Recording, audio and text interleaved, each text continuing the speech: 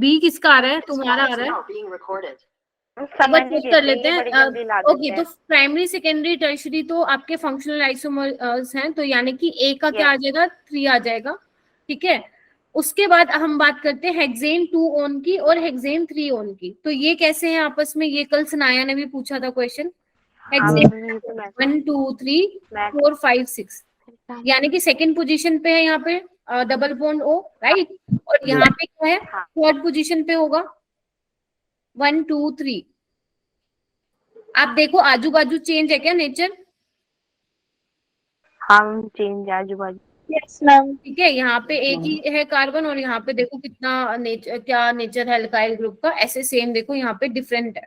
तो ये दोनों आपस में क्या होंगे? मेटामर होंगे। लेकिन आप लोग मुझे ये भी बोल सकते हो कि मैम ये तो पोजिशनल आइसोमर भी हो सकते हैं।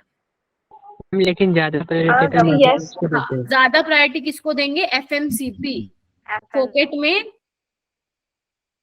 कट गई चप्पल।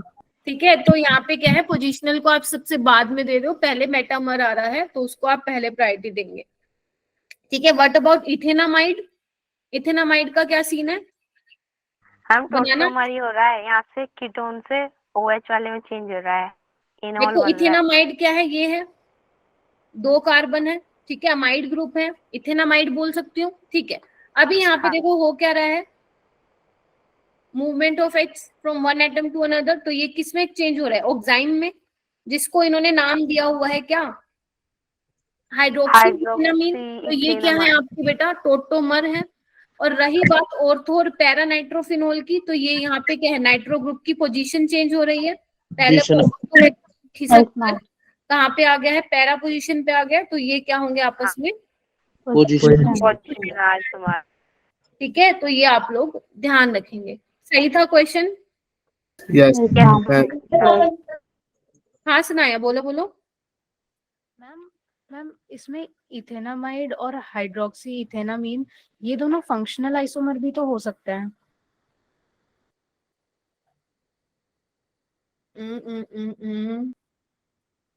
नहीं है मैम,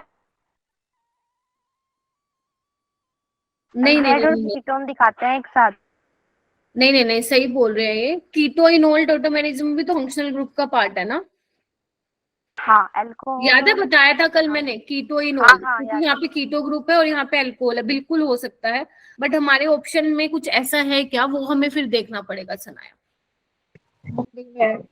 ठीक है, जैसे सी का तुमने बोला मैम फंक्शनल भी हो सकता है, और मैंने क्या लगाया है इसमें? सी का लगाया मैंने टोटोमर। तो अगर ऐसा आएगा तो यहाँ पे आगे लिखो टोटोमर। एक बार मेरी स्लाइड देखो, वहां पे शायद मैंने यही लिखा हुआ है कि टोटोमर को फिर पहले प्रायोरिटी दोगे आप। साइड में लिखा होगा, स्लाइड में बिल्कुल राइट हैंड साइड पे लिखा होगा। ठीक है, फिर भी मान लो, वैसे तो ध्यान रखना TFMCP, बट मान लो फिर भी तुम भूल जाओ तो आप लोग ऑप्शन में देखेंगे क्या ऑप्शन में ऐसा दिया हुआ है। दिया हुआ है तो सोचना पड़ेगा, फिर तो हमें प्रायोरिटी ऑर्डर याद ही रखना पड़ेगा। अगर नहीं दिया हुआ तो फिर हम जैसे कर रहे हैं वैसे ही करेंगे। क्लियर है? तो ऐसे वाले क्वेश्चन में कैसे करना है सोल्व? ऑप्शंस को देख के क्वेश्चन सोल्व करना है। ठीक है, मैच द फॉलोइंग जितने भी आप लोगों के आते हैं, आएगा पेपर में मैच द फॉलोइंग से क्वेश्चन आएगा, 200% आएगा। तो ट्राई करना है उसको। आप कैसे सोल्व करोगे? ऑप्शन एलिमिनेट करके उसको सोल्व करेंगे। ठीक है, बढ़िया। नेक्स्ट क्वेश्चन पे चलते हैं। अरे ये तो सॉल्यूशन है। आ जाओ नेक्स्ट क्वेश्चन पे, तुम लोगों का फेवरेट क्वेश्चन। तो इसमें क्या बोल रहा है? Correct order in aqueous medium of basic strength in case of methyl substituted amines, है ना?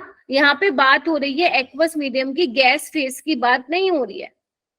या तो वो देखता कि गैस फेज दे दो या कुछ भी ना देता, अब उसने दे दिया एक्वस मीडियम में। बेसिक स्ट्रेंथ क्या होता है? जो देने के लिए 213, जो देने के लिए राजी है, जो देने के लिए राजी है। क्या देने के लिए? इलेक्ट्रॉन देने के लिए। ठीक है, जो अच्छे से इलेक्ट्रॉन दे पा रहा है, या हम बोल सकते हैं जो अच्छा लुईस बेस है, उसकी बेसिसिटी ज्यादा हो जाएगी। तो मैं एक्वस मीडियम वाला, हाँ मुझे पता है 213 ऑर्डर आप लोगों को याद है, लेकिन एक बार मेरी बात सुनो। अगर यहाँ पे मैं एक्वस मीडियम ना लिखती तो आप लोग क्या बोलते हैं कि मैम टर्शरी वाला ज्यादा बेसिक होगा सेकेंडरी एंड देन प्राइमरी से। है ना, क्योंकि टर्शरी में क्या होगा, इलेक्ट्रॉन डोनेटिंग ग्रुप ज्यादा होंगे, इलेक्ट्रॉन डेंसिटी नाइट्रोजन पे और ज्यादा होगी, तो उसके जो लोन पेयर है डोनेशन के लिए अवेलेबल रहेंगे। अगर उसकी आप प्रोटोनेशन कराओगे, उसका पहले होगा, then secondary, then primary on the basis of plus I. बस अगर आप एक्वस मीडियम की बात करते हो तो प्लस आई इफेक्ट के साथ साथ एक और फैक्टर प्ले करता है वहां पे रोल, पानी। तो उस केस में क्या होता है, जितना अच्छे से आपका अमीन वाटर के साथ इंटरेक्ट करेगा उतना हाइड्रेशन एनर्जी रिलीज होगी, उतना आपका बेसिक स्ट्रेंथ ज्यादा होगा। तो उस बेसिस पे मैंने बताया था primary then secondary then tertiary, क्योंकि प्राइमरी में 2 हाइड्रोजन है तो वो ज्यादा वाटर के साथ इंटरेक्ट कर पाएंगे, then secondary and then tertiary. But हम फंस गए कि प्लस आई होगा तो हम बोलते हैं ये होगा, वाटर भी है साथ में तो ये है। अब दोनों सोल्वेशन इफेक्ट और प्लस आई इफेक्ट को मिलाकर हमने एक कॉम्बिनेशन वाला ऑर्डर लगाया था। मैंने कहा था जब आर मिथाइल होगा तो ऑर्डर होगा 213, और जब आर इथाइल होगा, यही 2 पेपर में आते हैं, 231, 213, 231। तो अब यहाँ पे क्योंकि एक्वस मीडियम में बात की हुई है, मिथाइल की बात की हुई है, तो 231, यानी कि ऑप्शन नंबर सी। तो ये वाला भूल मत जाना आप लोग कभी भी, ठीक है। या तो 2 ही पूछते हैं, मिथाइल वाला केस या वो वाला। अगर सिंपल तो नहीं पूछेंगे, इतना इजी नहीं पूछेंगे तो घुमा के पूछेंगे एक्वस मीडियम का। तो ये अच्छा क्वेश्चन है, ये आप लोगों को ध्यान रखना, जिसको नहीं पता था। जिसको नहीं पता था उनको भी पता चल गया होगा अब तक। वैसे नोट्स आप लोगों ने आई होप कि एक बार डिटेल में रिवाइज कर लिए होंगे। अभी ऊपर से आपको रिवीजन नहीं करनी है, सुनो ध्यान से। अगर मैं मान लो, एक मिनट रुको, अगर मेरे पास मैंने नोट्स बनाए हुए हैं तो मान लो सपोज मैं जीओसी ही पढ़ रही हूँ, तो ऐसे नहीं करना आपको, ले भाई पन्ना पलट, ऐसे नहीं करना है।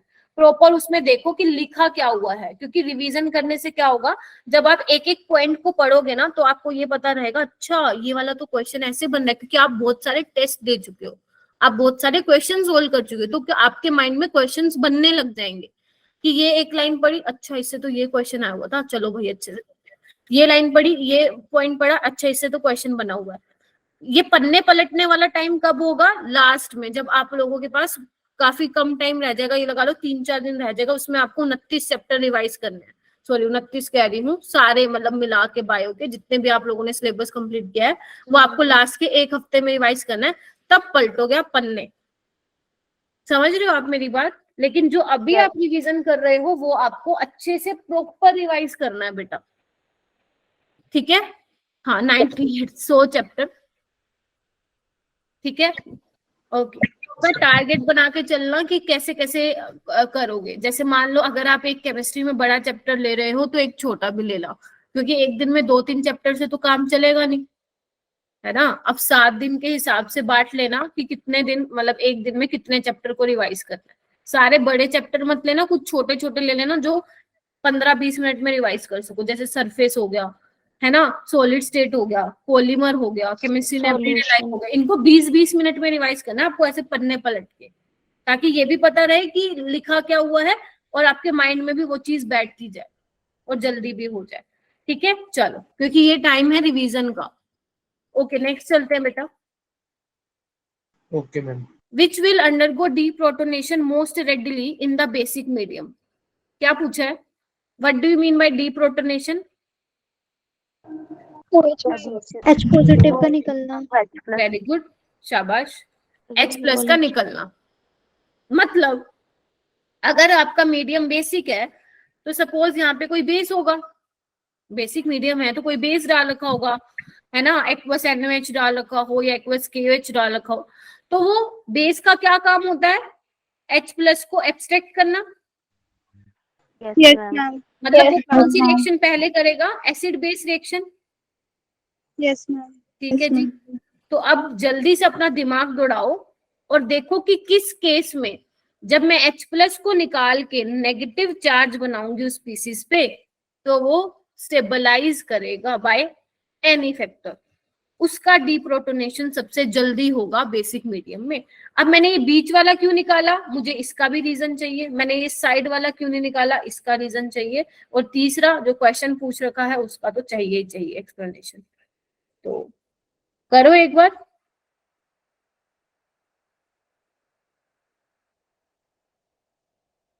मोस्ट इजिली बोला है, मोस्ट इजिली। सामने तुमने आंसर बोला है both A and C. Yes ma'am. Zubia ने भी बी बोला है। ए और सी में इजिली हो रहा है क्या? सबसे ज्यादा जल्दी क्यों हो रहा है? ए और सी में क्या कोई डिफरेंस नहीं है क्या? मेरे को तो यहाँ पे दिख रहा है कि एक जगह CH3 लगा हुआ है, एक जगह मिथॉक्सी लगा हुआ है। मैम डी वाला बोलेंगे। चलो कोई बात नहीं। मैम बी जल्दी करेगा, पर ऑप्शन में बी भी तो सही है, बोथ ए एंड सी। अच्छा ठीक है, तुम कह रही हो कि सी वाला भी जल्दी करेगा, कोई बात नहीं, एक बार देख लेते हैं। बाकी आंसर करो।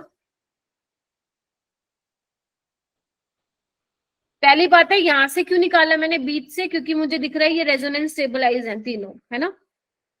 Yes ma'am. तभी मैंने यहाँ बीच से निकाला। चलो वो बात खत्म होगी क्यों निकाला मैंने बीच से। अब यहाँ पे देखो, यहाँ पे क्या लगे हुए हैं? CH3।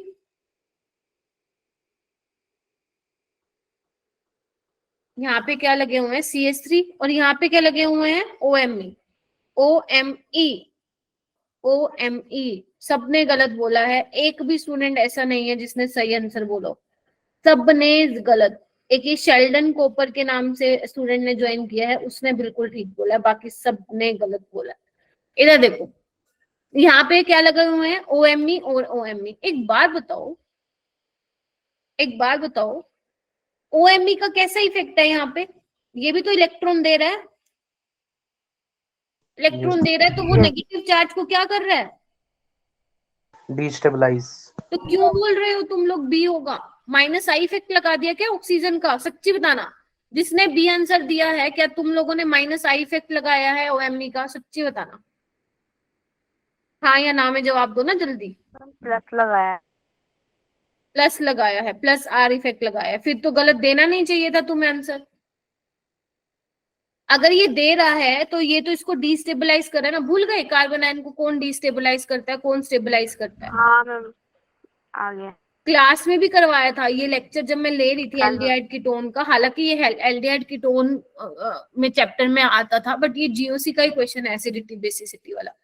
जबकि आप यहाँ पे निकालोगे तो यहाँ पे एक CH3 लग रहा है, यहाँ पे एक OMe लग रहा है, तो यहाँ पे इसका प्लस I और इसका प्लस M, जबकि यहाँ पे सिर्फ और सिर्फ प्लस I लग रहा है। ठीक है, तो किसके इसमें जल्दी डीप्रोटोनेशन होगी? ए वाले में होगी। इसमें समझे इस चीज को?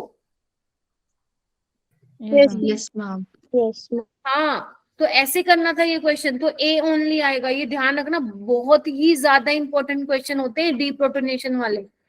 ये आपसे पूछ लेते कि कौन ज्यादा स्टेबल होता, कुछ भी पूछ सकते थे आपसे, बस आप लोगों को कंसेप्ट पता होना चाहिए कि लगे ग्रुप क्या लगे हुए हैं। क्योंकि आपको पता है कि सब में से नेगेटिव चार्ज सारे स्पीसीज में नेगेटिव तो आ गया, डीलोकलाइजेशन में तो वो जा रहा है ना। लेकिन सबसे बेटर किसमें डीप्रोटोनेशन होगी, फिर वो आपको देखना पड़ेगा। क्योंकि मुझे पता है कि जो मीजोमेरिक वाला है, फिर हाइपर कंजुगेशन, फिर इंडक्टिव, और आपको पता है ये तो क्या करता है? डीस्टेबलाइज करता है कार्बन अनायन को, कार्बन आयन। तीनों करते हैं, लेकिन सबसे ज्यादा ये, फिर हाइपर वाला, फिर इंडक्टिव वाला। याद रहेगा? Yes ma'am. Yes ma'am. ठीक है।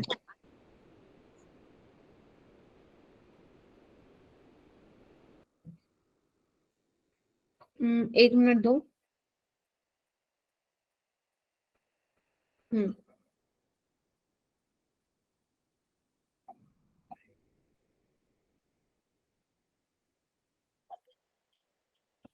नेक्स्ट क्वेश्चन करो। Arrange the following in decreasing acidic strength.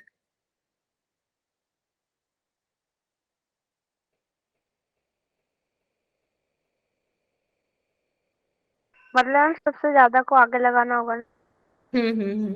ये तुम मनोज, तुम एक दिन आई थिंक ये पूछ रहे थे, यस मैम, ये पूछ इस रहा साइड था। ये मुंह खुला हुआ होता है ना, वो ज्यादा होता है, समझ रहे हो? और जो इधर की साइड होता है वो कम होता है। ये ध्यान रखना तुम लोग थोड़ा, ठीक है? बचपन में हमें ऐसे ही सिखाया जाता था, जिसकी तरफ ये मुंह खुला होता है वो बड़ा होता है। ठीक है, समझ आ गई? तो इसमें कंफ्यूज नहीं होना है। डिक्रीजिंग ऑर्डर पूछा है तो पहले सबसे बड़ा लगाओगे, फिर उससे कम, उससे कम, फिर लास्ट में कम। आंसर आ रहा है ए। Yes ma'am. ए आ रहा है। ठीक है, देखते हैं। देखो, आपको पता है जो -m और जो -I वाले होते हैं, जो इलेक्ट्रॉन विड्रॉइंग ग्रुप होते हैं, जो ये दोनों इफेक्ट लगाते हैं, वो क्या करते हैं? इन आंचल हो क्या यहाँ पे? Increase the acidic strength. Aanchal आप ही हो क्या? आपने जो ये लॉगिन किया हुआ है? अनामिका है।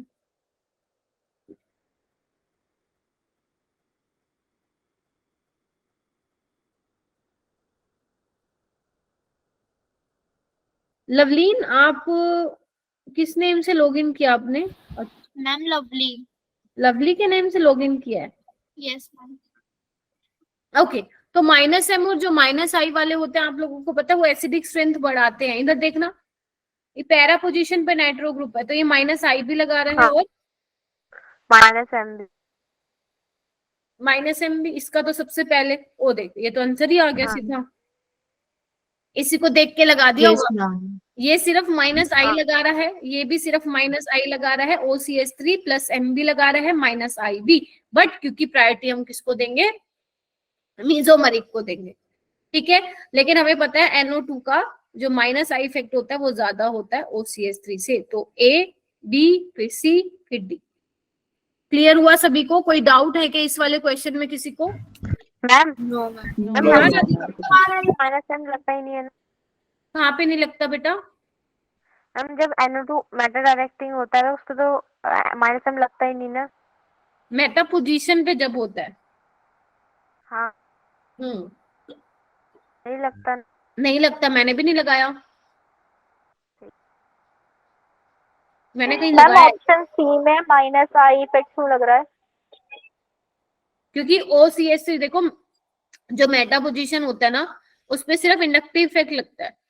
अब OCH3 के दो ही इफेक्ट हैं, या तो वो देगा +R से, नहीं तो वो लेगा, क्योंकि इलेक्ट्रोनेगेटिव है।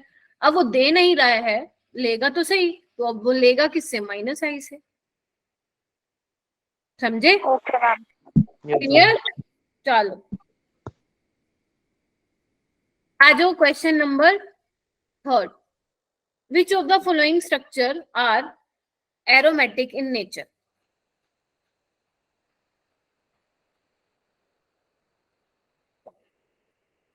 मैम 4n + 2 पाई इलेक्ट्रॉन से निकाल लें।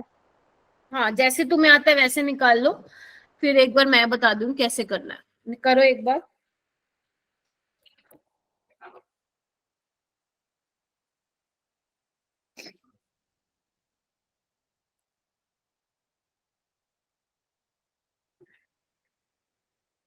हाँ, तो एरोमेटिक वाला मैंने कैसे बताया था आप लोगों को? जैसे आपको पता है, आपका जो सिंपल बेंजीन है वो क्या करता है? एरोमेटिक है नेचर में। क्यों करता है? इसी को ही देख के क्या किया गया, ठीक है। इसकी कैरेक्टरिस्टिक क्या होती है एरोमेटिसिटी की? कि हक्कल रूल को फॉलो करना चाहिए, 4n + 2 पाई इलेक्ट्रॉन, है ना। दूसरा, प्लेनर होना चाहिए सिस्टम, यानी कि sp2 होना चाहिए कार्बन की हाइब्रिडाइजेशन। और थर्ड होता है हमारा साइक्लिक होना चाहिए, कंजुगेटेड होना चाहिए, डीलोकलाइज सिस्टम होना चाहिए। यही होती है रिक्वायरमेंट, यही रिक्वायरमेंट होती है इन केस ऑफ एरोमेटिक।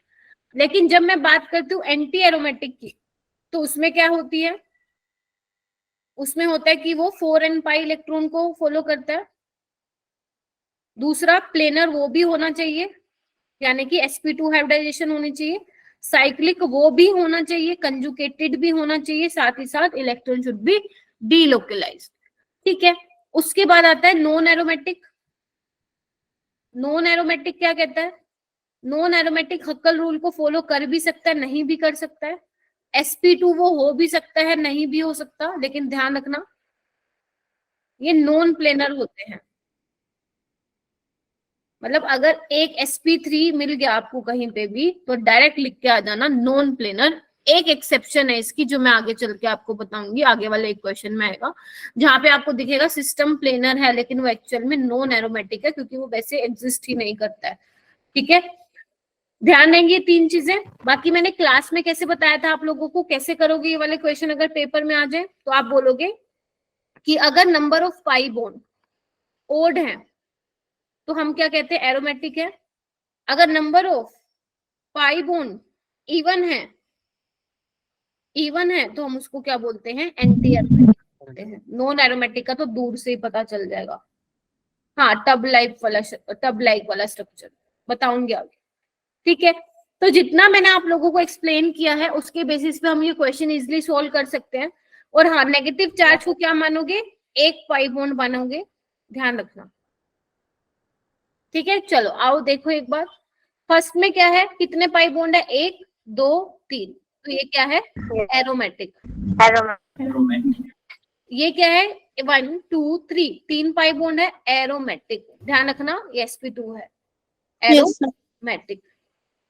ये क्या है, नॉन प्लेनर है। इसको मैं अगर बना के दिखाऊं एक्चुअल में कैसे एग्जिस्ट करता है, रुको, ये देखो, ये इस तरह से होता है थोड़ा,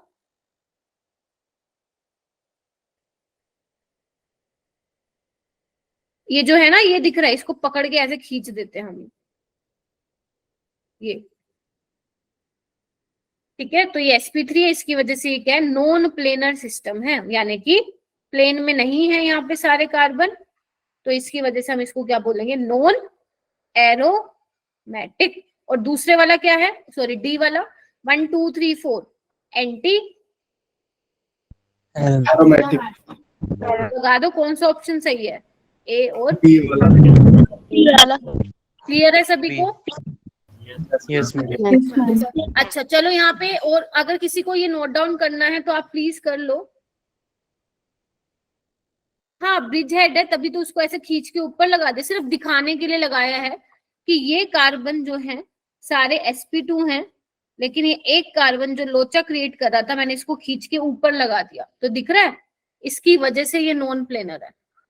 और वैसे भी ब्रिज हेड वाले जो होते हैं वो तो प्लेनर सिस्टम को मेंटेन ही नहीं करके रखते, स्ट्रेन की वजह से। क्या बताया था ना मैंने, ब्रिज हेड पे कभी भी डबल बॉन्ड मत लगाने, है ना, बोला था ना? तो बस ठीक है। अच्छा, ये अगर किसी को नोट डाउन करना है कर लो, फिर मैं इसके बाद और क्वेश्चन बताती हूँ और कैसे बनते हैं एरोमेटिसिटी में। किसी को नोट डाउन करना है क्या? कर लिया मैम। कर लिया, चलो इसका आंसर आएगा ओनली ए एंड बी। और देखो क्वेश्चन कैसे आते हैं, मान लो मैंने ये बना के दे दिया आपको, बेटा ध्यान से देखना, ध्यान से, यहाँ पे मैंने दे दिया बी आर, ठीक है, और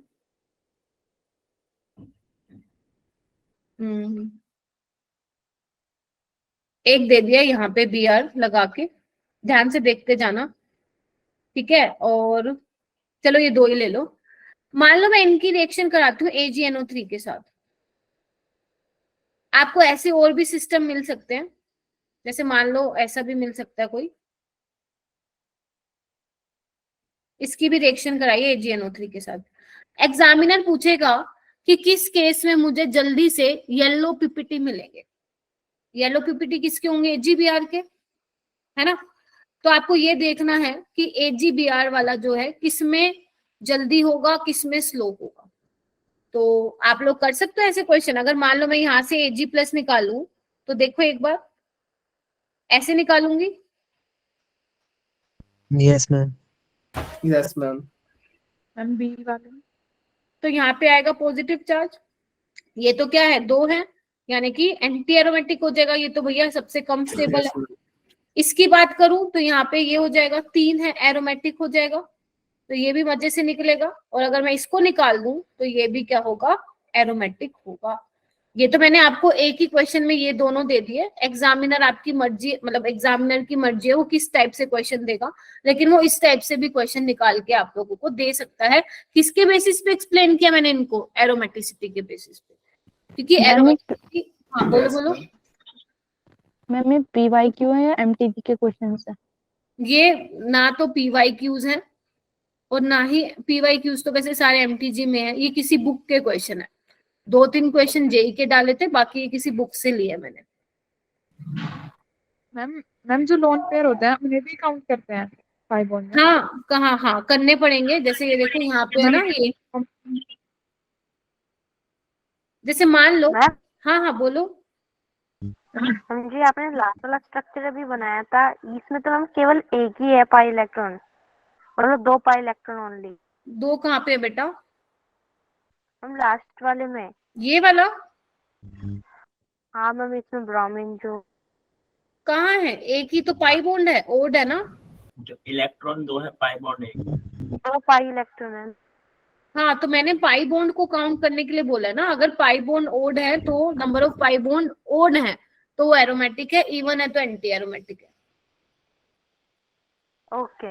जैसे ठीक ब्रोमीन है। के ऊपर लोन पे वो 4, सेकंड वाले में 4 नहीं हो जाएंगे पाई बॉन्ड, जैसे ब्रोमीन के लोन पे। 4 कैसे हो जाएंगे? एक मिनट रुको।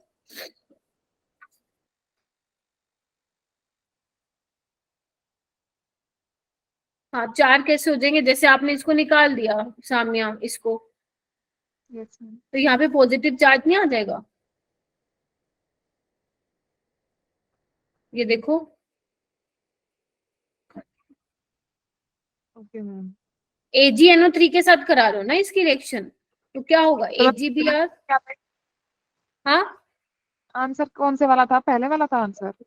नहीं नहीं नहीं नहीं, वो तो मैंने तुम्हें सिर्फ समझाने के लिए दिया था कि ऐसे क्वेश्चन भी आ सकते हैं। आंसर तो फिर ये वाला भी आएगा और जो मैंने ये वाला दिखाया था वो ये भी आएगा, क्योंकि दोनों ही एरोमेटिक बनते हैं।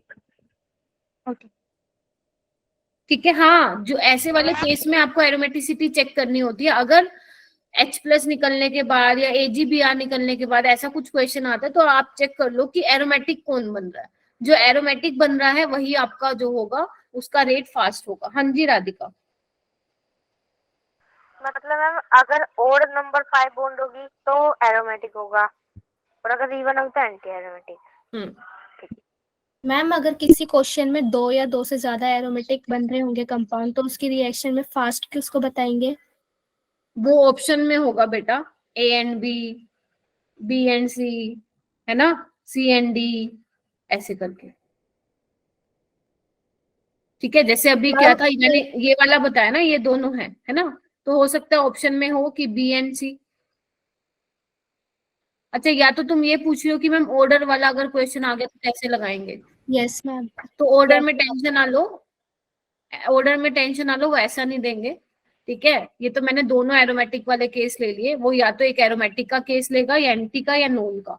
उसका स्टेबिलिटी ऑर्डर आप लोग मेंशन कर सकते हैं यहाँ पे कि सबसे ज्यादा स्टेबल होता है एरोमेटिक, उसके बाद आता है नॉन एरोमेटिक, ध्यान रखना, उसके बाद लास्ट में जो ऑर्डर रहता है वो रहता है आपका एंटी एरोमेटिक का।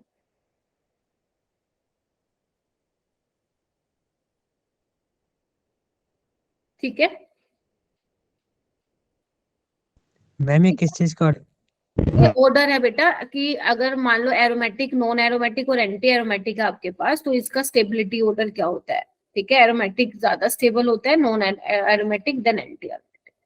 ठीक है। जैसे रितु क्वेश्चन पूछ रही है, ऐसी बात नहीं है, ऐसे क्वेश्चन आते नहीं है, लेकिन तुम्हारे लेवल पे ऐसे क्वेश्चन नहीं आते हैं। ठीक है। आगे जाओगे हायर लेवल पे तो हाँ, उसमें 2 एरोमेटिक में से भी तुम्हें डिसाइड करना पड़ेगा कौन ज्यादा स्टेबल है। फिर वो हम रिंग की फ्लेक्सिबिलिटी से डिसाइड करते हैं कि कौन जल्दी बनेगा। जैसे 3 मेंबर रिंग में क्या है, स्ट्रेन है एज कम्पेयर टू 8, तो 8 वाला जल्दी बन जाएगा। तो ये रहते हैं कुछ कंसेप्ट, आपको ध्यान नहीं रखना है, आपको सिर्फ उतना ध्यान रखना है जितना मैं बता रही हूँ। ठीक है। चलूं आगे। Yes ma'am. ओके। Yes, ये ma'am. वाला देखना एक बार question, the IUPAC name of ethylidene, अभी ये बोल रही थी राधिका। तो वैसे तो ये नीट में नहीं आते, बट क्योंकि यहाँ पे ये वाला क्वेश्चन मैंने मतलब लिख दिया है, तो आप लोग ध्यान रखेंगे। इथाइलिडीन क्लोराइड क्या होता है? 1,1 डाइक्लोरोइथेन होता है। इथाइलिडीन क्लोराइड क्या Okay, होता ma'am. है? 1,1 डाइक्लोरोइथेन। कौन बोल रहा है भाई? क्या हुआ? कर लोगे इसको? ध्यान रहेगा इथाइलिडीन क्लोराइड। यस चलो, मैम। ये तो था सिंपल वाला क्वेश्चन। ये वाला क्वेश्चन मेरे को बहुत अच्छा लगा। आज तो पहले वाले बैच में सबने गलत किया है क्वेश्चन, तुम लोग ट्राई करो। Arrange the following carbocations in decreasing order of stability. Ma'am ओ है। हाँ हाँ, ये ऑक्सीजन है, अंडा नहीं है, ये ऑक्सीजन है।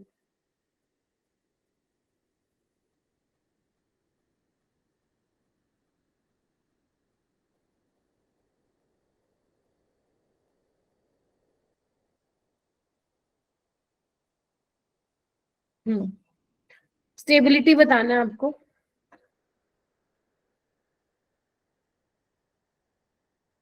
बी होगा, मैम बी। सबका बी आएगा। सुमित भी बोल रहा है बी, कुलसुम, तमन्ना, अंशु, मायशा, एक का देख के सारे बी। नो मैं अभी रुक जाओ मैं। गौरव ने बोला ए। ओके, गौरव का नोट कर रही हूँ क्योंकि अच्छा आशुतोष भी बोल रहा ए। ये किसने, ये शेल्डन कॉपर, बेटा नाम तो बता दे अपना। ये वारिस खान नाम भी यही है क्या आपका?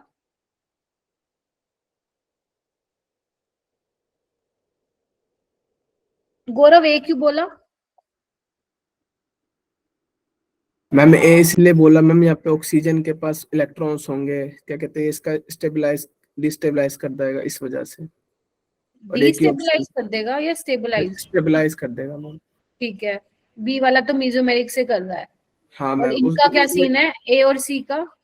ए और सी में से मैम ए वाला ज्यादा, वो क्या कहते हैं, वो इसके स्टेबल क्या कहते हैं, ये सेकेंडरी के बेसिस पे कर दिया, ये इस वाले को नहीं किया है। ये भी सेकेंडरी है लेकिन गौरव। हाँ मैम, लेकिन इसमें एक ही ऑप्शन में था इसलिए लगा दिया, नहीं तो। लेकिन मैं मान लो ये ऑप्शन दे देती तो। मैम हाँ राधिका। जैसे हमने अभी OCS3 वाला केस पढ़ा था उसी टाइप से कुछ इस वाले में तो इन्होंने बता दिया कि यहाँ पे ऑक्सीजन पास है, इसने तो लोन पेयर दे दिए, पर ये ऑक्सीजन दूर है, डिस्टेंस की वजह से ये इलेक्ट्रॉन खींचेगा तो सी वाला ज्यादा अनस्टेबल होगा। ए होगा बी ए सी। ठीक है, समझ में आया? जो देगा नहीं वो लेगा, तो ये लेगा माइनस आई इफेक्ट से इस कार्बोकेटाइन को क्या कर देगा, ये डिस्टेबलाइज कर देगा। जबकि यहाँ पे क्या है, हाइपर कंजुगेशन से 4 अल्फा एच है यहाँ पे, तो 4 हाइपर कंजुगेटिंग स्ट्रक्चर बनेंगे यहाँ पे भी 4, बट यहाँ पे ऑक्सीजन जी बैठे हैं इसको डिस्टेबलाइज करने के लिए। तो सबसे पीछे आ जाएगा सी, सबसे पहले आ जाएगा बी, और बीच में इनका छोटा भाई ए आ जाएगा। ठीक है? Yes ma'am. हाँ प्रणव। मैम लेकिन ऑक्सीजन तो इलेक्ट्रॉन एक्टिविटी है ना, तो इलेक्ट्रॉन निकालेगा ना। तो मैंने यही तो बोला, तो निकालेगा तो डिस्टेबलाइज हो जाएगा ना। तो मैं वही तो बोल रही हूँ। बी वाले में बोल रहे हो क्या तुम या सी वाले में? मैम बी में। बी में बेटा, बी में कैसे दो इफेक्ट होते हैं ना इसके ऑक्सीजन के, एक तो इलेक्ट्रॉन देना और एक लेना। तो अगर वो दे पा रहा है तो देने वाला का फैक्टर डोमिनेट करेगा ना, प्लस एम वाला माइनस आई से। सी में तो वो दे ही नहीं पा रहा बेचारा, तो वो लेगा। Okay ma'am. ये वाला क्वेश्चन ऐसा बिल्कुल कल भी तो किया था, एग्जैक्ट क्वेश्चन बिल्कुल सेम डिट्टो कॉपी, बस उसमें वो एलिफेटिक वाला लेके किया था। अब आज का मैंने ये साइक्लिक वाला लिया हुआ सिस्टम। हाँ राधिका। हाँ आपका ऑर्डर का मतलब ऑर्डर बता रखा है कि किस तरीके से हम स्टेबिलिटी देखते हैं। पहले मेसोमेरिक, फिर उसके बाद हाइपर कंजुगेशन आ जाता है। तो इसमें तो मेसोमेरिक इफेक्ट में अगर हम देखें, पहले तो हम बीसी में चेक करते हैं ना, बीसी में से बी ज्यादा स्टेबल था, फिर उसके बाद हाइपर कंजुगेशन के बेसिस पे देखते हैं और बी में से ऐसे किया ना मैम। हाँ बिल्कुल सही किया, बिल्कुल सही किया। पहले मीजोमेरिक को ही प्रायोरिटी दोगे ना। अगर आप हाइपर कंजुगेशन को देते फिर तो आपका आंसर ए ज्यादा होता, क्योंकि यहाँ पे सिर्फ 2 ही अल्फा एच है। Yes ma'am. है ना? तो वही तो बात है ना, वही है चीजें तो थोड़ा आपको माइंड में रखनी पड़ेंगी। बाकी ठीक है, जिन्होंने ए बोला गुड ट्राई। अब आओ ये वाला क्वेश्चन।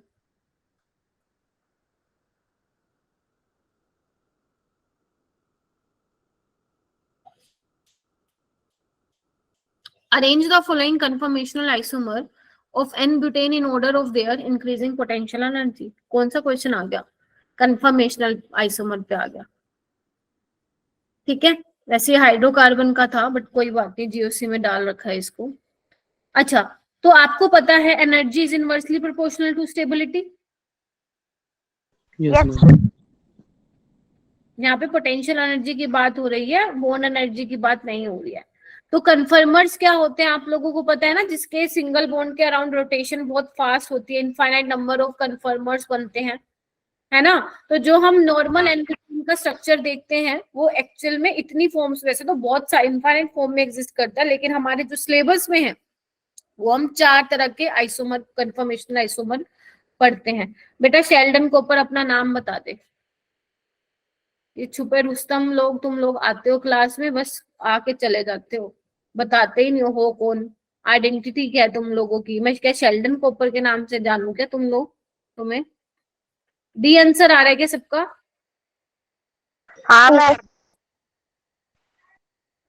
अच्छा चलो मैं देखती हूँ, इधर आओ। ये वाला क्या है? डाइहेड्रल एंगल क्या है इसमें? 180 एंटी फॉर्म है ये, स्टैगर्ड बोल सकते हो इसको। Yes ma'am. ये क्या है? गोशे फॉर्म है। Yes ma'am. ये क्या है इसमें? तो भैया एक मिनट रुको, इसमें क्या हो रहा है? CH3 बिल्कुल एक दूसरे के पीछे है, मतलब आप लोग देख, जो ये सर्कल वाला कार्बन है ये बैक वाला कार्बन दिख रहा है। जैसे अगर आगे से आप देखो कैमरे में तो आपको मेरा आगे वाला हैंड दिख रहा होगा, पीछे वाला छुपा हुआ नहीं दिखेगा आपको, है ना? तो वही ऐसे उसको क्या बोलते हैं? फुल्ली एक्लिप्स्ड।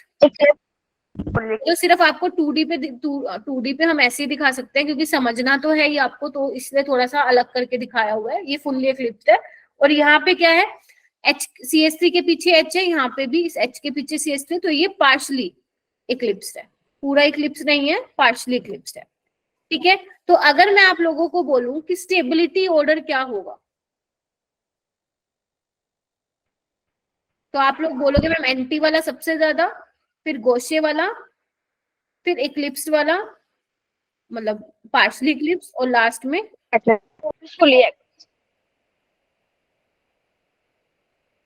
Fully eclipse. और पोटेंशियल एनर्जी का ऑर्डर हो जाएगा उल्टा, यानी कि सेकंड वाले की एनर्जी सबसे ज्यादा होगी, फिर फोर्थ वाले की, फिर थर्ड वाले की, और लास्ट में फर्स्ट वाले की।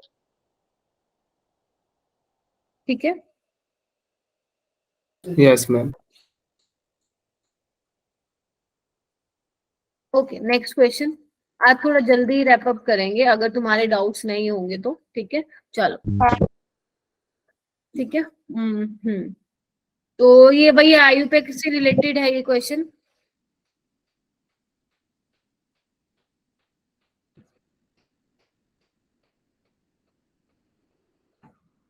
कहां से करूं नंबरिंग? जहाँ मैम सबसे ऊपर से। सबसे ऊपर कोई ऐसा है जो यहाँ से सोच रहा है? पक्का?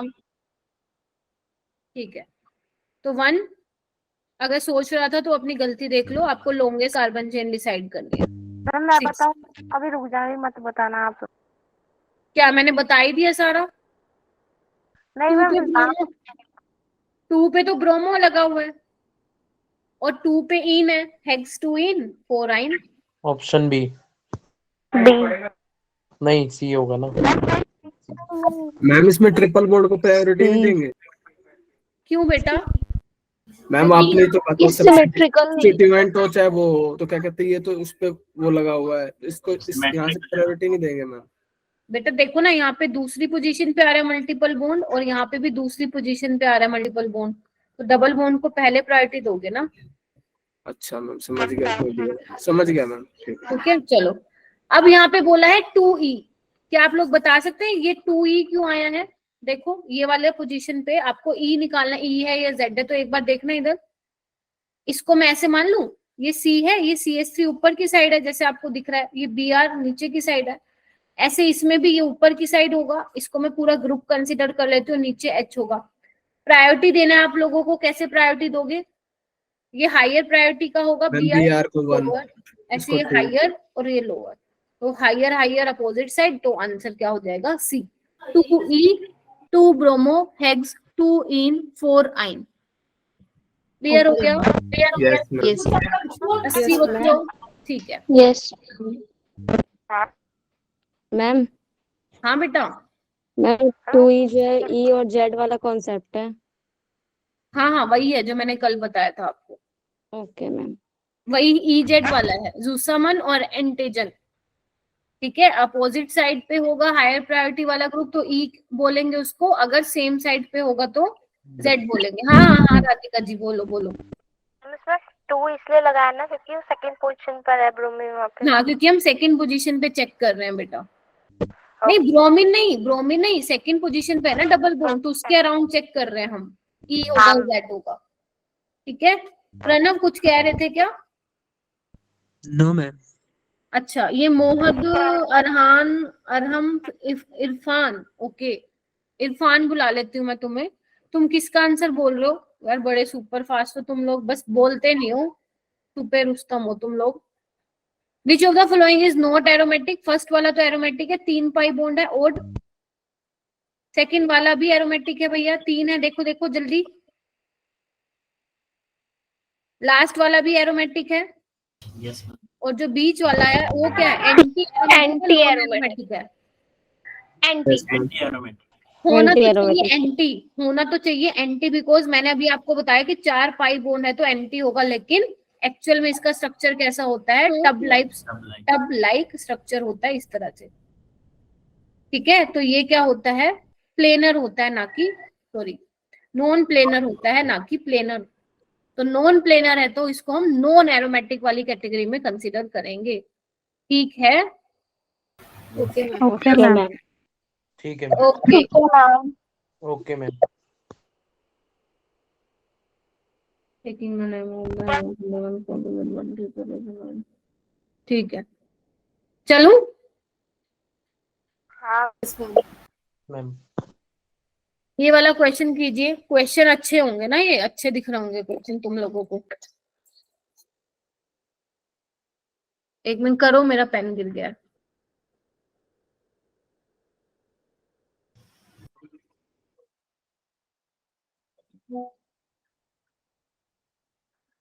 हेलो.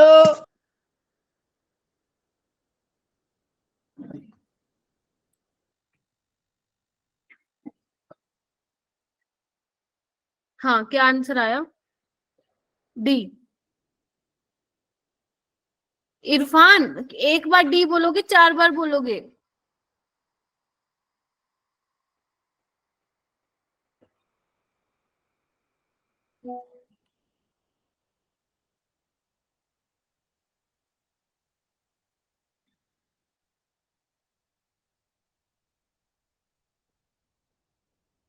चार बार बोलोगे? अच्छा ठीक है, बहुत ज्यादा ही आता है तुम्हें, अच्छी बात है। हाँ, कैसे होगा? डी डी बोला इरफान ने, शेल्डन कोपर और अरीब, बाकी किसी ने कुछ नहीं बोला। क्यों भाई? इधर देखना, साइक्लोप्रोपेन यही होगा, 1,2 डाई मिथाइल, यानी कि यहाँ पे लगा दूं मैं मिथाइल। Yes ma'am. तो एक तो ये सिस बन जाएगा, और एक ये क्या बन जाएगा? ट्रांस बन जाएगा। Yes ma'am.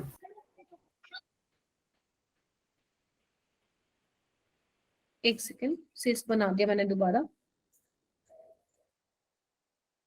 यहाँ पे क्या होगा? H होगा, यहाँ पे CH3 होगा। ठीक है, अब चेक करो इन दोनों में से ऑप्टिकल एक्टिव कौन सा होगा।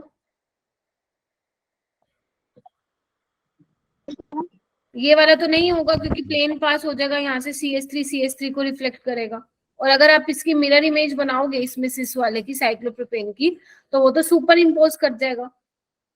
ठीक है, लेकिन अगर मान लो आप इसकी इमेज बनाते हो, इसकी देखो ट्रांस वाले की एक बार ध्यान से, यस मैम, सुपर इम्पोज नहीं कर रही है ना? इसकी मिरर इमेज देखो, सुपर इम्पोज नहीं करा पाओगे। तो 2 तो ये बन रहे हैं और एक ट्रांस वाला बन रहा है, तो कितने हो जाएंगे? 3 हो जाएंगे। अगर आपको देखो पेपर में आपको ऐसा भी लिखा हुआ मिल सकता है, ऐसे वेज पे भी दिखा सकते हैं, तो कंफ्यूज नहीं होना, ये भी वो सिस की बात कर रहे हैं। ठीक है, अगर वो मान लो ऐसे दिखा दे, एक वेज पे दिखा दे और एक डैश पे दिखा दे, तो वो भी क्या है आपका? वो सॉरी, वो क्या है आपका? ट्रांस है। ठीक है, तो ऑप्शन क्या आएगा? आंसर क्या आएगा आपका? 3। डी. ठीक है, यस मैम. नेक्स्ट क्वेश्चन कीजिए। The correct decreasing order of density of the following compound is. 1 घंटा हो भी क्या हमें क्लास स्टार्ट किए हुए? पता ही नहीं हाँ चला। Yes ma'am. हो गया मैम. ये पता चल रहा है कि 1 घंटे में तो कुछ होता ही नहीं है वैसे। 4-5 क्वेश्चन किया हमने अभी तक। The correct decreasing order of 11 कर रहे हैं, 11th है ये। अच्छा, ज्यादा हो गया क्या?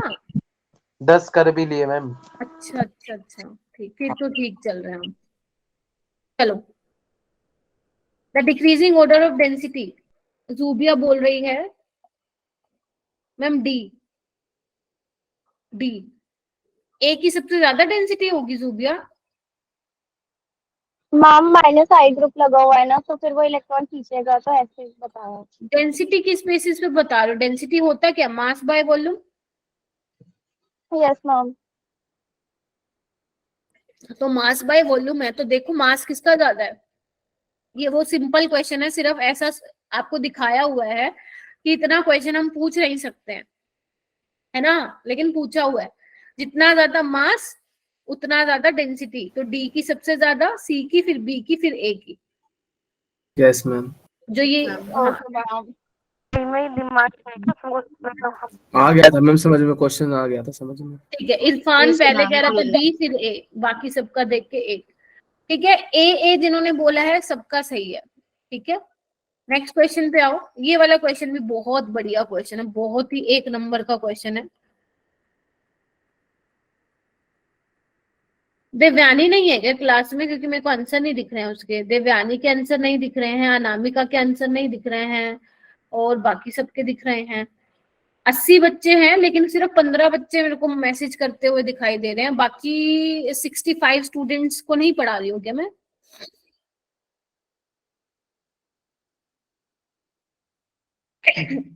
सॉरी। चलो ये बताओ, स्ट्रोंगर एसिड कौन सा होगा इसमें से? इसमें से स्ट्रोंगर एसिड, एसिड क्या होता है बेटा? H+ का रिमूवल। तो एक काम करो, सब निकालो और नेगेटिव चार्ज बनाओ, नेगेटिव चार्ज लगाओ स्पीसीज पे, और बताओ कि क्या होगा। सनाया ने बोला है डी।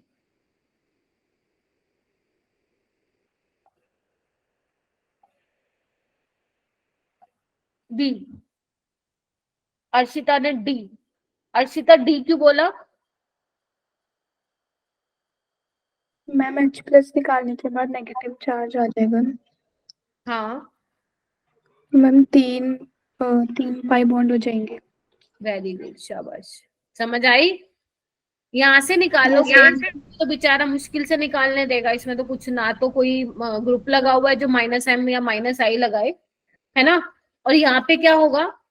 Allyl carbon. ये रेजोनेंस दिखा रहा है। Yes ma'am. और अगर यहाँ से निकालोगे बेटा प्रणव, यहाँ पे नेगेटिव चार्ज बनेगा। ये तो एंटी एरोमेटिक है, ये तो सबसे कम स्टेबल होगा। वैसे आप ये भी बोल सकते थे कि मैम एरोमेटिक ये भी है, लेकिन ध्यान रखना थोड़ा सा। वैसे मैं बता रही हूँ, आंसर तो डी आएगा। जो ये वाला सिस्टम है ना, इसको हम बोलते हैं साइक्लो पेंटा डायनाइल एनायन। ये ज्यादा एरोमेटिक होता है आपके इससे, बेंजाइलिक कार्बन आयन से। तो थोड़ा सा ध्यान रखना। बाकी इसका आंसर क्या आएगा? डी आएगा। डी वाला एरोमेटिक है आप लोगों का। ये बहुत ज्यादा स्टेबल होता है, बहुत ही ज्यादा। मैम डी वाला। हाँ मैम जो रेजोनेंस वाला रेजोनेंस से भी स्टेबल है और एरोमेटिक भी है। रेजोनेंस तो बेटा इसमें भी है, वो एरोमेटिक भी। एरोमेटिक ये भी है। मैम मुझे ये पूछना है कि जो हम एसिडिटी बताएंगे वो एरोमेटिक की स्टेबिलिटी वाली एरोमेटिक भी बता सकते हैं ना?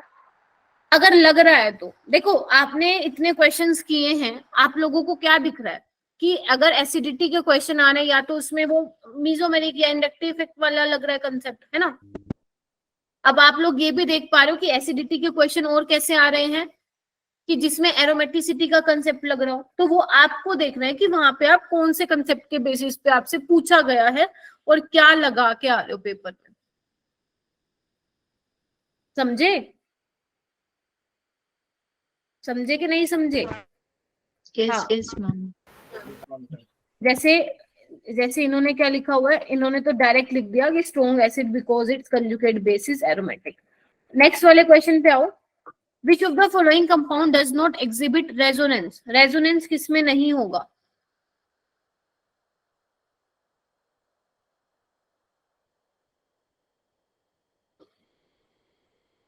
कोई बात नहीं महक। विच of the following compound does not exhibit resonance?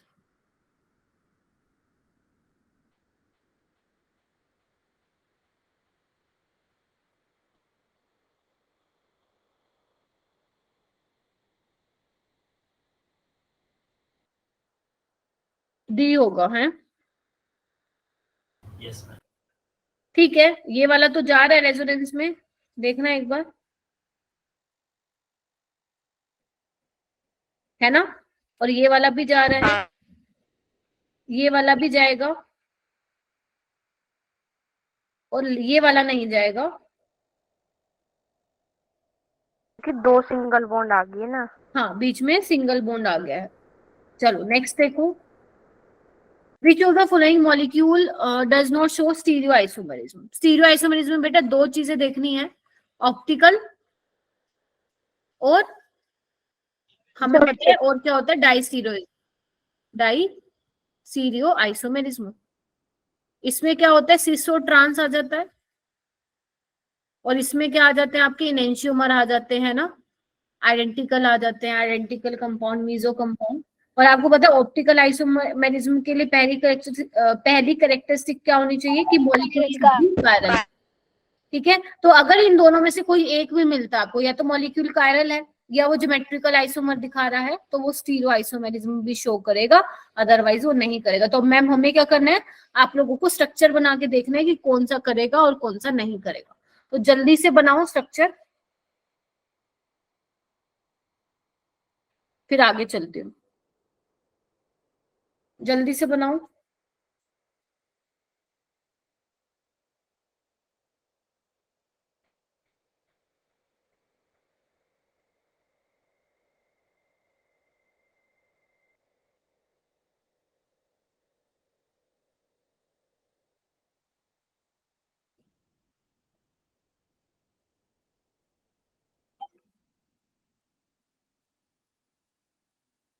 हम्म,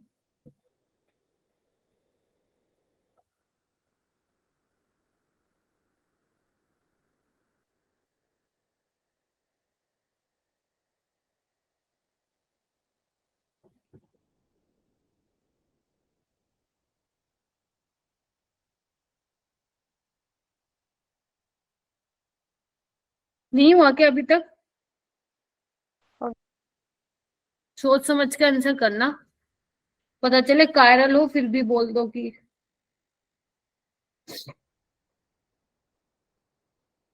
गौरव सब सी बोल रहे हो।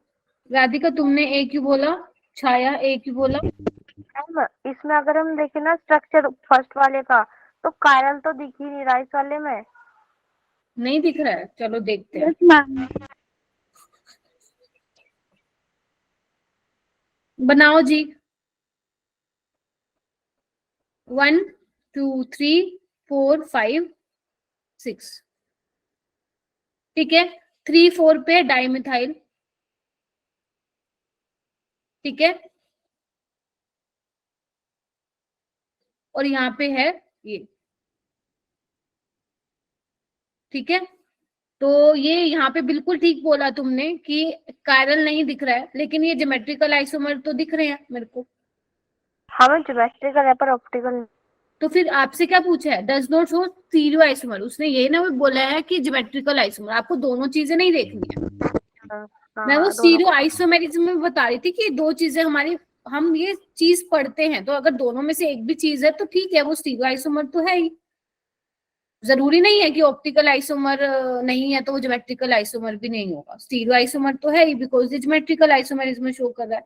तो इसका ऑप्शन सी आ जाएगा, क्योंकि देखो सी में ना तो आपके पास कोई कायरल कार्बन है और ना ही ये ज्योमेट्रिकल आइसोमेरिज्म शो कर रहा है, ठीक है, क्योंकि इसके पास एक, इस कार्बन के पास एक H है और एक CH2CH3 है, ठीक है, समझ पा रहे हो। और इसमें क्या है, इस कार्बन के पास दो ही CH2CH3 है, इथाइल ग्रुप है, तो जिसकी वजह से ये नहीं शो करेगा, क्योंकि एक कार्बन पे दो ग्रुप शुड बी डिफरेंट, तब जाके वो शो करेगा, अदरवाइज वो नहीं करेगा।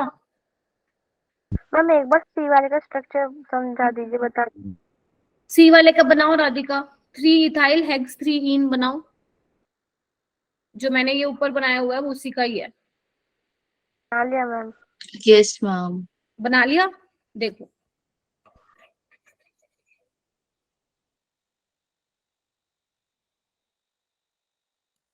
ये देखो इधर, यहाँ पे क्या है, इस वाले कार्बन पे देखो जिसको रेड किया हुआ है, एक CH है और CH2CH3 है, और यहाँ इस वाले कार्बन पे एक इथाइल है और ये भी तो और इथाइल है ना, CH2CH3। ठीक है, तो जो दो सेम हो गए हैं ना, तो अगर दो सेम हो गए हैं तो फिर नहीं बोलोगे ना उसको। नाइस। नेक्स्ट वाला करो। मैम जो जो डी वाला बता देना पिछले वाले का, वो कैसे होगा?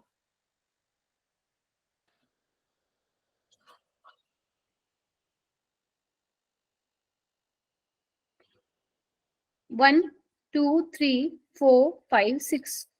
1 पे क्या है, ईन है, 4 पे है मिथाइल। कायरल है ना ये। इस वाला मार्क आया था, ठीक। चलो यहाँ पे देखना एक बार, the correct order of their reactivity towards hydrolysis at room temperature. Water का अटैक कराना है, तो पहले तो मुझे ये बताओ वाटर अटैक कहाँ करेगा? CO पे कार्बन का। और अब हिंड्रेंस कम हो। नहीं नहीं, तुम ये बताओ, वैसे बता रहे, पूछ रही हो जनरली आपका जो न्यूक्लियोफाइल है कहाँ अटैक करेगा? Carbon carbon.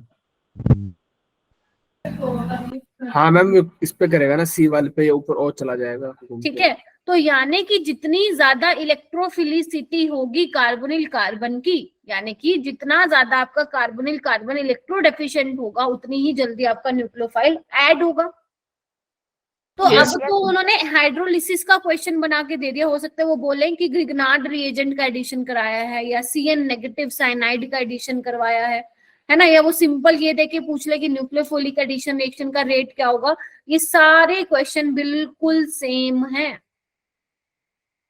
ये सारे क्वेश्चन बिल्कुल सेम है, इनका आंसर सेम रहेगा। ठीक है, मैंने आप लोगों को ऑर्डर लिखवाया था कि जो एसाइल क्लोराइड होते हैं उनकी रिएक्टिविटी सबसे ज्यादा होती है, फिर एनहाइड्राइड वालों की होती है, फिर एस्टर वालों की होती है, और फिर अमाइड वालों की होती है। क्यों होती है देखो इधर, क्योंकि यहाँ पे तो Cl क्या लगा रहा है, माइनस आई इफेक्ट लगा रहा है, तो इस कार्बोनिल कार्बन को इलेक्ट्रॉन डेफिशिएंट बना देगा। ठीक है, समझे, बोलो, आवाज आ रही है मेरी? Yes ma'am. Yes ma'am. इसमें क्या है, यहाँ पे देखो एनहाइड्राइड में क्या है, ये इसकी इलेक्ट्रोफिलिसिटी इस वाले की भी, कार्बन की और इसकी भी कम कर रहा है by donating its lone pair of electron. Yes ma'am. अगर मान लो 50% यहाँ जा रहा है तो 50% यहाँ भी जा रहा होगा। Yes ma'am. लेकिन यहाँ पे देखो ये वाला ऑक्सीजन क्या है, ये सारा का सारा इसको दे रहा है, मतलब 100% इसको दे रहा है, वहां तो बट रहा था।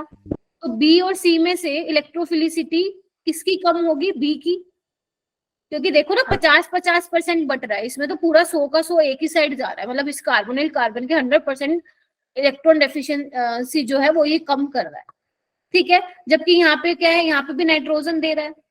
अब सी और डी को किस बेसिस पे कंपेयर करोगे, on the basis of electronegativity. आप कहोगे कि मैम इलेक्ट्रोनेगेटिविटी नाइट्रोजन की कम है ऑक्सीजन से, तो क्या करेगा, जल्दी लोन पेयर डोनेट कर देगा। बोलो, अब जल्दी कर तो इसकी इलेक्ट्रोफिलिसिटी तो भैया ना बहुत गंदी हो जाएगी, पुअर इलेक्ट्रोफिलिसिटी है, और अगर पुअर है तो रेट भी क्या हो जाएगा, रिएक्टिविटी का रेट भी स्लो हो जाएगा। तो ऑप्शन क्या लगा दूं, ABCD। बट आप लोगों को याद तो नहीं था ये, मैंने जब क्लास में पढ़ाया था आप लोगों को तब भी डिटेल में करवाया था, अब दोबारा बता दिया। अब मुझे ऐसा लग रहा है कि नीट के पेपर में बैठोगे तो भूलोगे, तो ध्यान रखना, अगर भूल जाओ तो ये ऑर्डर रट लो, फिर और कोई ऑप्शन नहीं है तुम लोगों के पास, रट लो इसको कि एसाइल क्लोराइड का सबसे ज्यादा, फिर एनहाइड्राइड के नंबर आता है, फिर एस्टर का नंबर आता है, लास्ट में अमाइड का नंबर आता है। Yes ma'am.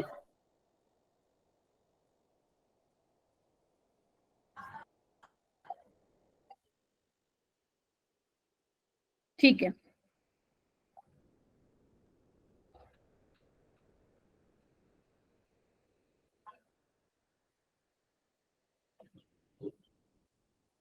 ये वाला क्वेश्चन करो।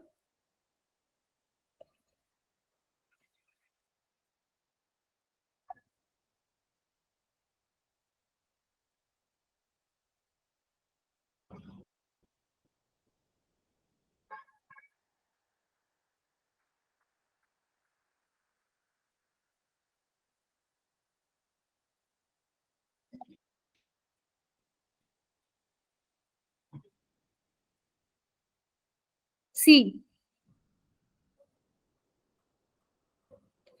आपसे ये देखो, अब ना आपसे ऑर्डर नहीं पूछा उसने, ध्यान से सुनना, आपसे ऑर्डर नहीं पूछा, सिंपल ये पूछा है कि रेजोनेंस स्टेबलाइज्ड कार्बोकेटाइन कौन सा, तो पहला तो है ही, दूसरा भी है, ये सी नहीं है, और ये तो भैया sp2 कार्बन पे पॉजिटिव चार्ज आ गया, ये तो वैसे ही नहीं हो सकता, यानी कि ये तो सबने कर लिया होगा ए और बी, जल्दी बताओ।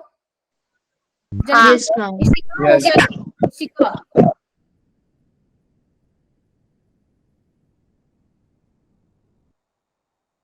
चलो, सुमित भी है इस बैच में, ठीक है, ये वाला क्वेश्चन करो। ये जो शेल्डन कॉपर है ना बेटा, मैसेज मेरे को क्या कहते हैं, व्हाट्सएप पे एक बार टेक्स्ट करना। हाँ, करो ये वाला क्वेश्चन, ए बी सी की हाइब्रिडाइजेशन।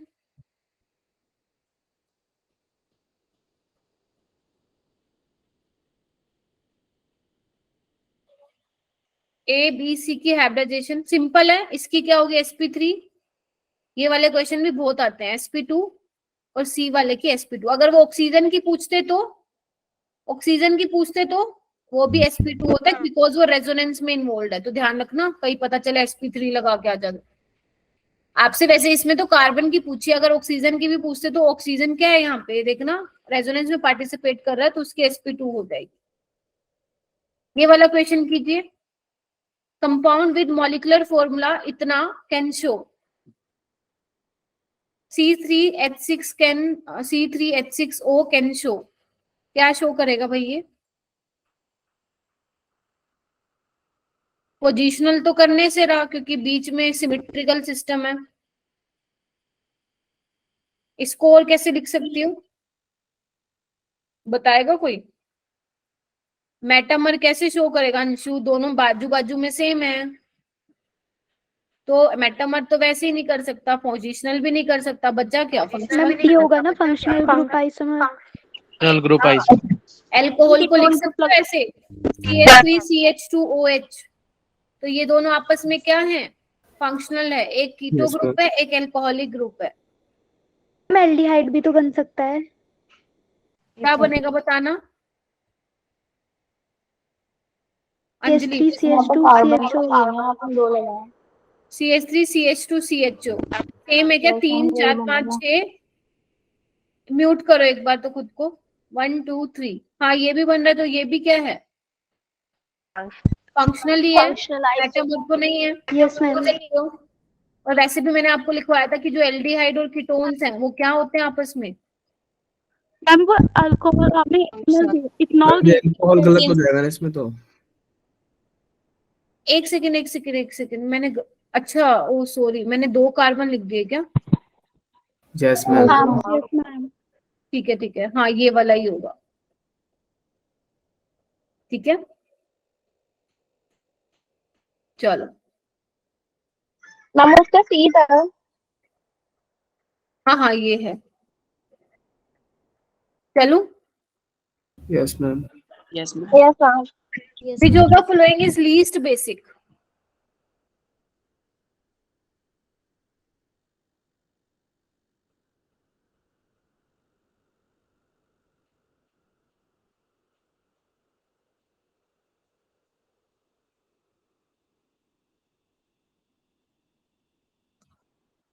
चेक करो लीस्ट बेसिक कौन सा होगा।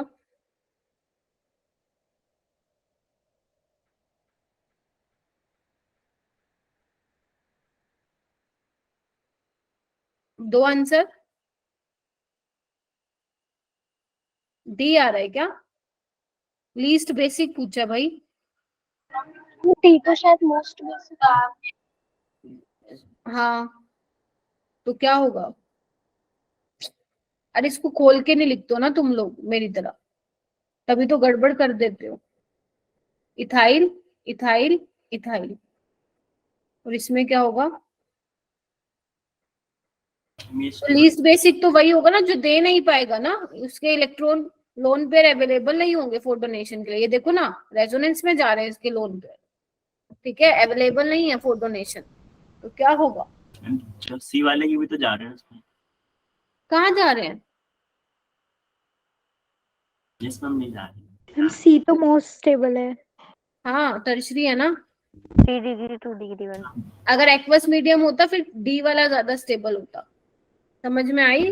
Yes ma'am.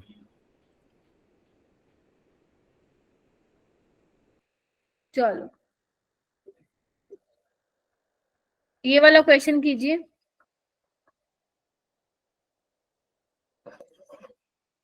बेटा लीव मत करो, बस छोड़ रही हूँ मैं 10-15 मिनट में।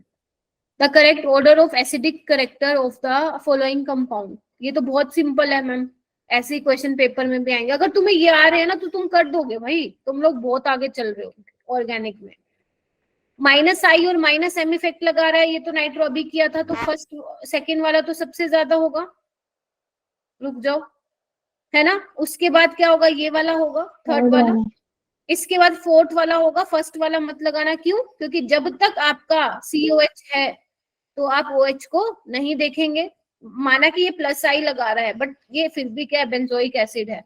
लास्ट में आएगा फर्स्ट। वैसे ऑप्शन में भी आप देख सकते थे ये है, लेकिन आप लोगों को ये भी पता होना चाहिए कि कुछ ऐसे, ये तो क्वेश्चन की बात हो गई है, लेकिन आप लोगों को ये भी पता होना चाहिए। मैंने आप लोगों को एक कंसेप्ट बताया था, पिक्रिक एसिड वाला स्ट्रक्चर बनवाया था, जिसमें 3 पोजीशन पे नाइट्रो ग्रुप थे, और एक मैंने बनवाया था जिसमें 2 पोजीशन पे नाइट्रो ग्रुप थे। ठीक है, तो ये दोनों ही बेंजोइक एसिड से, यानी कि इससे ज्यादा एसिडिक होते हैं, ये ध्यान रखना। इनकी जो पीके वैल्यू है वो कम होती है। इसकी तो मेरे को याद भी है 0.1, इसकी मुझे याद नहीं है पीके की वैल्यू। इसकी बेंजोइक एसिड की इन दोनों के कंपैरिजन में थोड़ी ज्यादा होती है।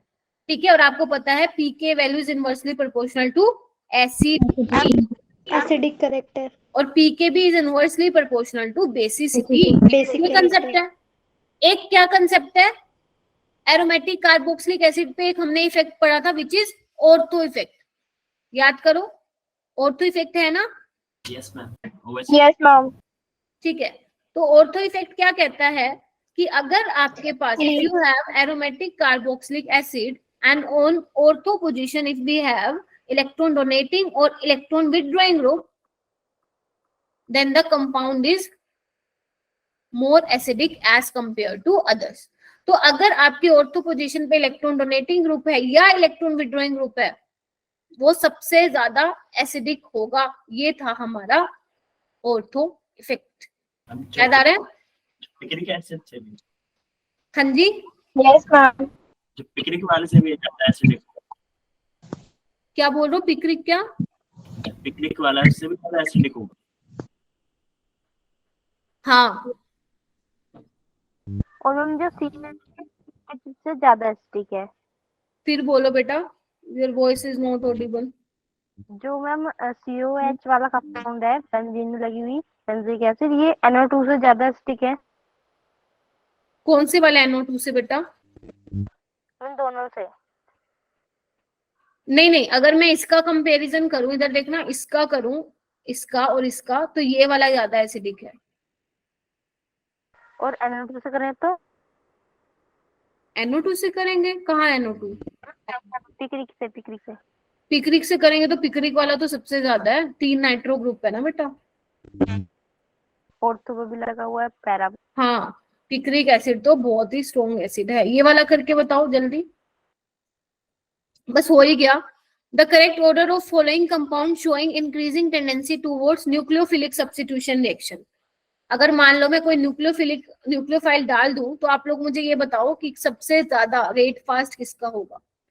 न्यूक्लियोफिलिक सब्स्टिट्यूशन रिएक्शन, मतलब न्यूक्लियोफाइल आएगा, Cl को हटा के खुद लग जाएगा।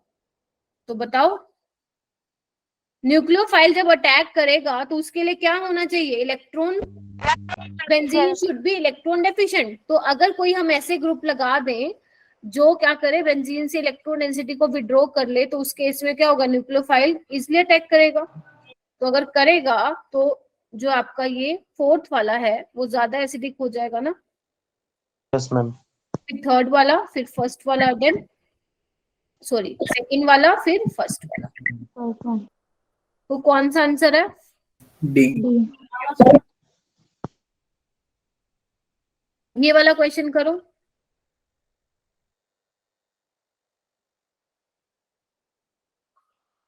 कहाँ से नंबरिंग करूं? एल्डिहाइड से। से कर लोगे? Yes, 5 ma'am. Amino 5 amino 4 hydroxy methyl 2 nitro benzaldehyde. Yes, ma'am. D option. Yes, ma'am. Next question. Increasing order of pKb value. pKb value मतलब pKb is inversely proportional to basicity. Ma'am हाँ जी बोलो बोलो। Ma'am एक बार पिछली slide दिखाना। हाँ ये लो। Ma'am इसमें एंटी क्लॉकवाइज नंबरिंग क्यों नहीं करी? अच्छा तुम बोल रही हो मैम ऐसे क्यों नहीं की, है ना? Yes ma'am.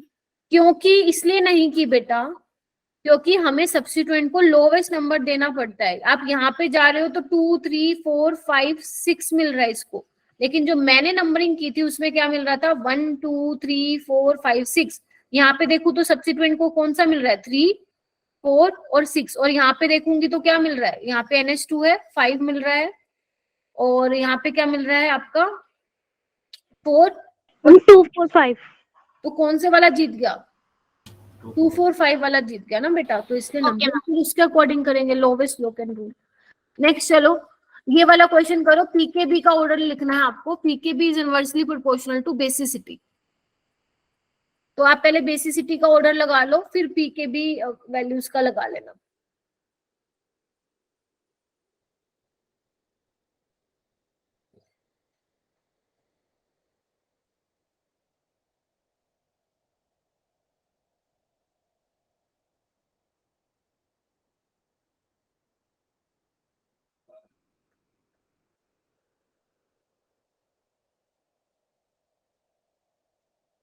सबसे ज्यादा बेसिक कौन होगा?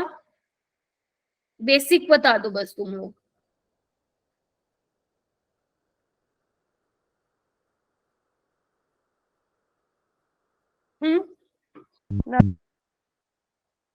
सबसे ज्यादा बेसिक बता दो सिर्फ फर्स्ट सेकंड थर्ड फोर्थ में से। सेकंड। सेकंड होगा तो ये क्या लगा हुआ है फिर? मैम फर्स्ट वाला। फर्स्ट। फर्स्ट होगा बेटा ये प्लस आर लगा रहे हैं ना, तो फर्स्ट वाला ज्यादा बेसिक होगा। फिर सेकंड वाला, ये दोनों तो बेचारे माइनस आई लगा रहे हैं, CN का ज्यादा माइनस आई इफेक्ट होता है OH से, तो थर्ड वाला सॉरी फोर्थ वाला फिर थर्ड वाला। हमें ऑप्शन। तो इसका उल्टा ऑर्डर लगा दो पीकेबी का। डी वाले ना सुन लो ध्यान से, तुम लोग क्या कर रहे हो।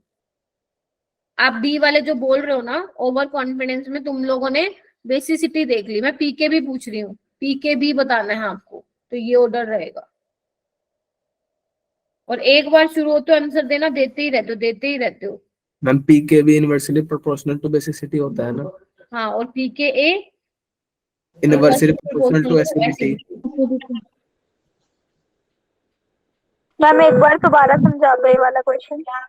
बेटा देखो, बेसिसिटी का मतलब क्या होता है, नाइट्रोजन के पास लोन पेयर है ना। अब नाइट्रोजन जितनी जल्दी अपने ये लोन पेयर दे देगा उतना ही वो क्या होगा, स्ट्रॉन्ग बेसिक होगा।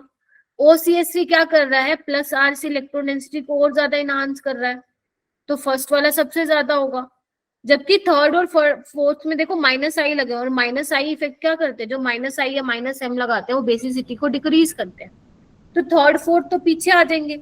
बेसिसिटी का ऑर्डर बता रहे, तो CN का माइनस आई इफेक्ट ज्यादा होता है तो उसको तो सबसे पीछे आ जाएगा। तो बस आपको ये पता है कि pKb is inversely proportional to basicity, तो लगा दो उल्टा ऑर्डर। समझ रहे हो? राधिका क्या बोल रही हो? मैम ये OCH3 वाला जो कंसेप्ट होता है, जैसे आपने बताया था, ये कार्बोकैटायन एनायन में लगता है ना कि वो लेगा देगा। नहीं, अगर आप मान लो ऐसे कर रहे हो, सपोज, एक मिनट रुको, मान लो ये है, हाँ तो इसमें क्या होगा, वो दे तो सकता नहीं है तो लेगा, तो ये क्या कर रहा है, माइनस आई से इसको स्टेबलाइज कर रहा है। हाँ, बस मैं मेरे को तो कार्बन आयन भी तो है ना यहाँ पे, कार्बन आयन भी हो सकता है बेटा। तो यहाँ पे तो जो OCH3 ये तो भी दे रहा है, हाँ दे रहा है। पास नहीं है ये। हाँ तो पीके भी बताना ना बेटा। नहीं मैम, मैं ऊपर वाला कंसेप्ट लगाने की सोच रहा था इस वाले। जो देगा नहीं वो लेगा ना, बट OCH3 तो दे रहा है, पैरा पोजीशन पे है। अगर वो मैम मेटा पे होता मेटा पे होता तो फिर वो -i लगाता, फिर सबसे ज्यादा स्ट्रॉन्ग बेसिक सेकंड वाला हो जाता, फिर हमें उसका -i देखना पड़ता, OCH3 का किससे ज्यादा है कम है, उसके बेसिस पे हम लगाते। उसमें क्या होता है, CN का तो ज्यादा ही रहता -i, फिर OCH3 का होता है -i, फिर लास्ट में OH का। ठीक है, हाँ। चलो ये वाला क्वेश्चन कर लोगे। विच of the following compound showed geometrical isomerism. हाँ मैम, वो भी करके दे। जल्दी एक बार चेक करो कौन शो करेगा आइसोमेरिज्म ज्योमेट्रिकल।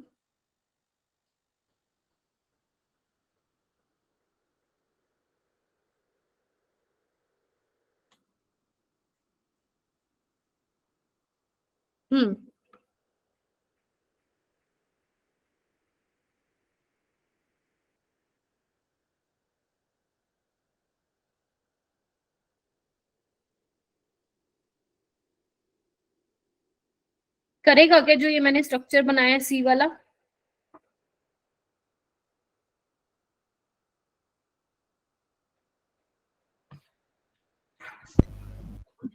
मैम असिस्ट करेगा। मैम फोर्थ करेगा, फोर्थ करेगा पक्का। यस मैम, हाँ मैम। फोर्थ बना के देख लेते हैं। 4 मिथाइल पेंट 2 इन, हाँ ये वाला कर जाएगा आराम से। Yes ma'am. मैम एक ठीक है। बार बता दीजिए कि कौन सा कार्बन कायरल देखते हैं जब चेन होती है तो। ओके अंजलि देखो, जब आप मान लो कुछ भी लिख रहे हैं, अगर सपोज ये वाला कार्बन है, यस मैम।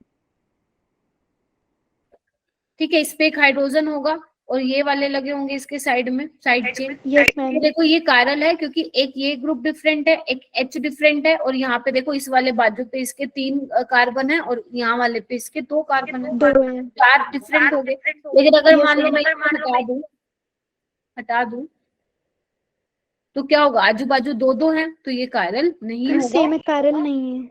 हाँ तो ये मैम एक ये वाली चेन में हम कौन सा कंसिडर करते हैं, जैसे अभी हमने 4 डिसाइड किया है इस पे, तो सेंट्रल कार्बन ही देखेंगे ना। बेटा ज्योमेट्रिकल बता रहा हूँ, ज्योमेट्रिकल में आप सिस ट्रांस बताते हो ना। Yes ma'am. तो आपको ये देखना है ना ये सिस ट्रांस बनेगा या नहीं बनेगा ना। एक बार H और CH3 को लगा दो और एक बार H को सेम साइड पे लगा दो H के, तो वो सिस बन जाएगा। अपोजिट साइड पे लगा दोगे तो वो ट्रांस बन जाएगा। ट्रांस। ऐसे ओके मैम, करके। ओके।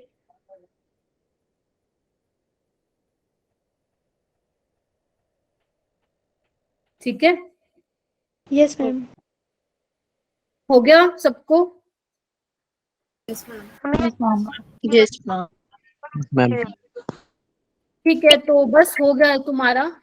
तो यहाँ पे ट्राई किया है कि GOC के ऑलमोस्ट क्वेश्चन करा दूं, बाकी तो GOC तो कभी खत्म होगी नहीं। हेलोएल्केन एंड हेलोएराइन में दोबारा से आएंगे GOC की चीजें, है ना। हाइड्रोकार्बन में भी आएंगे दोबारा से, मतलब